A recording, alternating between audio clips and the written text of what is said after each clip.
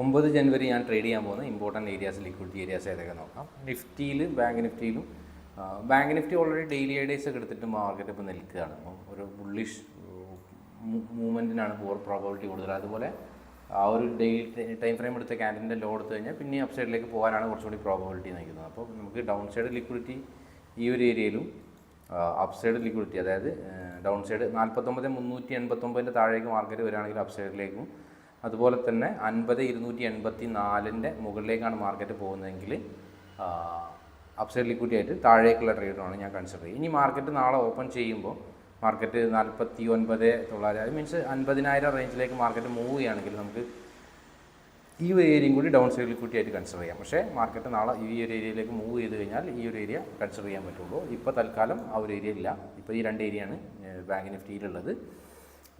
നിഫ്റ്റിയിലാണെങ്കിൽ market 23,795 എന്നുള്ള ഒരു upside liquidity area ഉണ്ട്. ഡൗൺ സൈഡ് ഞാൻ പറഞ്ഞ പോലെ ഒരു ഇന്നത്തെ ക്യാൻഡിൻ്റെ ലോ 23,496, അതായത് 23,500 എന്നുള്ളൊരു ഇമ്പോർട്ടൻറ്റ് ലെവലിൻ്റെ താഴേക്ക് മാർക്കറ്റ് നല്ലൊരു ബുള്ളിഷായിട്ട് മാർക്കറ്റ് പോയി.